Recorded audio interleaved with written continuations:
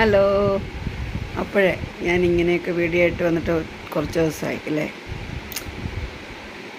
പറഞ്ഞല്ലോ ഞാൻ. അപ്പോൾ എല്ലാവർക്കും വീഡിയോയിലേക്ക് സ്വാഗതം. ഞാൻ അധികം ഒന്നും മനസ്സിൽ നിട്ടുന്നില്ല. ഇന്നിപ്പോൾ ഈ ഒരു ശുഭരാത്രി എല്ലാവരും ഉറങ്ങാൻ പോകുന്ന സമയത്ത് ഒരു കൊച്ചു കാര്യം പറഞ്ഞിട്ട് ഉറങ്ങാൻ വന്നേ.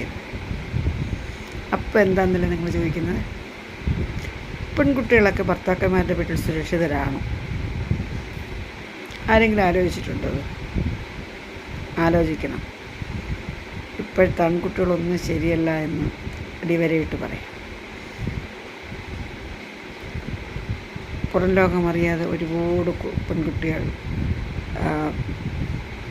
വിരയിക്കുന്നുണ്ട്. നിത്യചെലവിന് പോലും കാശ് കയ്യിൽ കൊടുക്കാത്ത, ആഹാരത്തിന് കണക്ക് പറയുന്ന,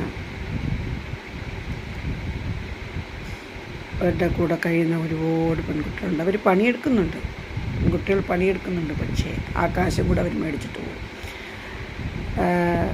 പോകുമെന്ന് വെച്ച് കഴിഞ്ഞാൽ അവർക്ക് പിന്നിൽ അവരെ സപ്പോർട്ട് ചെയ്യാൻ അവൻ്റെയൊക്കെ മാതാപിതാക്കളുണ്ട് എന്നുള്ളതാണ്. എല്ലായിടത്തും പിതാക്കന്മാർ തന്നെയാണ് ശത്രു. മാതാവ് മറ്റൊരു തരത്തിൽ ശത്രുത കാണും, ആഹാരം കൊടുക്കാതെ.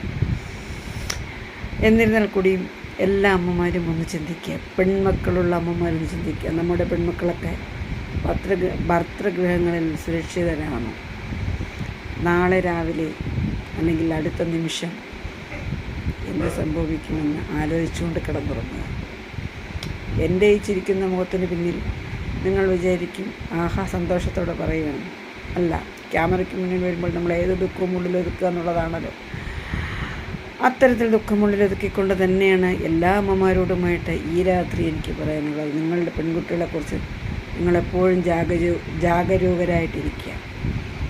ഒന്നിനെയും കണ്ണടച്ച് വിശ്വസിക്കാൻ പറ്റാത്തൊരു ലോകമാണിത്. പ്രത്യേകിച്ചും അച്ഛനമ്മമാർ കൂടെയുള്ള ആൺമക്കളെ വീട്ടുകളിൽ, ഭർത്താക്കന്മാരുടെ വീട്ടുകളിലെ